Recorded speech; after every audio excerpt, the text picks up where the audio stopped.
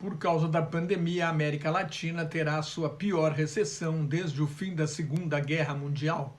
A previsão é do Banco de Desenvolvimento americano Goldman Sachs. Pelos cálculos do Fundo Monetário Internacional, a economia da região deve encolher 9,4% em 2020. Os países mais atingidos pela doença do novo coronavírus de 2019, na região, Brasil, México, Peru, Colômbia e Chile sofrerão as maiores perdas econômicas. A Argentina, o México e o Peru terão quedas de mais de 10% no produto interno bruto. Faz 7 anos que a economia latino-americana não cresce mais de 2% ao ano. Para 2021, a expectativa do FMI é de um crescimento de 3,7%. A América Latina e o Caribe somam quase 4.860.000 casos confirmados e 228.000 mortes. O Brasil registrou mais 1.164 mortes e 58.000 novos casos nesta quarta-feira.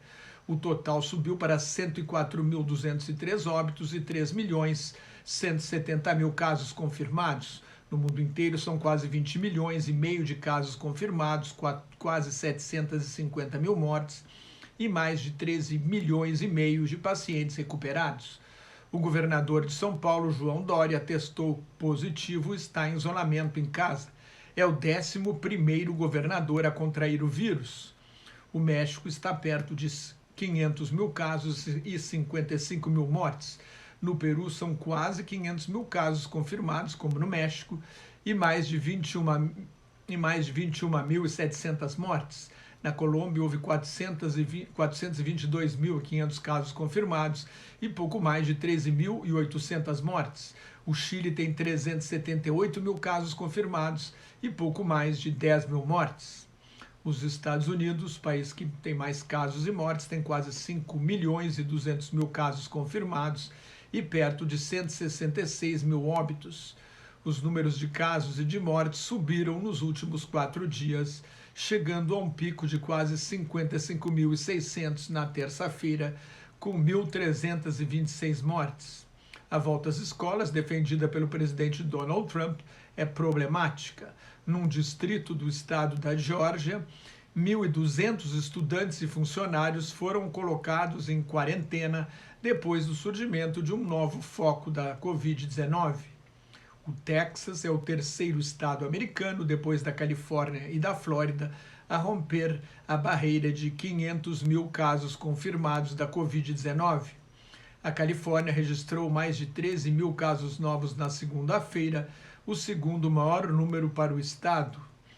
A responsável pelas estatísticas da Flórida renunciou por rejeitar uma tentativa de manipulação de dados do governador Ron DeSantis para justificar a reabertura da economia.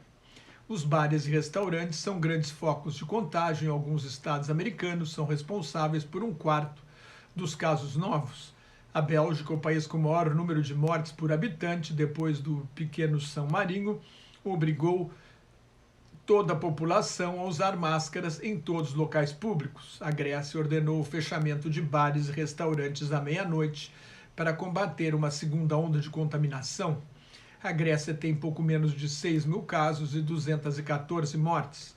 O primeiro-ministro do Vietnã advertiu que os próximos 10 dias serão decisivos para controlar o vírus.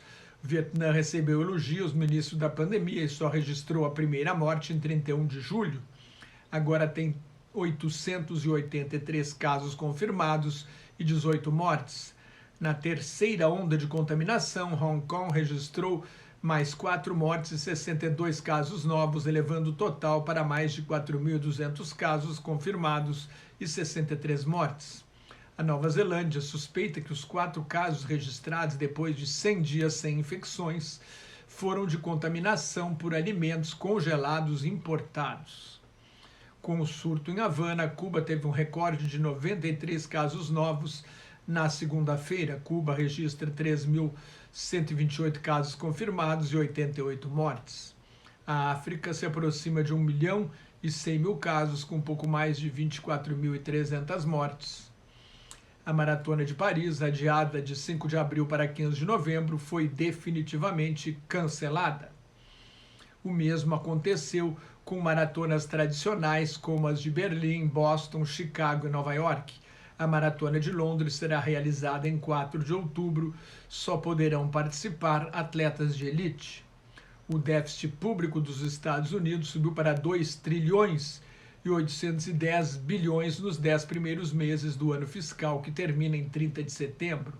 No Brasil, as vendas no varejo tiveram uma queda recorde de 7,8% no segundo trimestre deste ano, a maior desde o início da pesquisa, depois de terem recuado 1,7% no primeiro trimestre.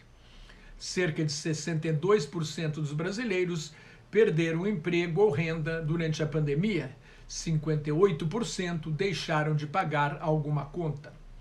A vacina do laboratório Pfizer e da companhia de biotecnologia alemã BioNTech passou na segunda fase de testes, teve boa resposta imunológica e não apresentou efeitos colaterais graves. As encomendas de vacinas no mundo inteiro já somam 5 bilhões de doses. Por fim, a pandemia provocou um aumento da violência doméstica no mundo inteiro. As Nações Unidas estimam que 243 milhões de mulheres de 15 a 49 anos foram vítimas da violência física ou sexual de seus parceiros nos últimos 12 meses. Pelo menos 87 mil mulheres foram assassinadas. Mais notas e comentários sobre política internacional no meu blog Globalização em Crise, que está em nelsonfrancojobim.blogspot.com, no meu Twitter e no Facebook, onde também colaboro com o grupo Quarentena News. Cuide-se, fique em casa se não tiver nada muito importante a fazer na rua e muito obrigado pela sua atenção.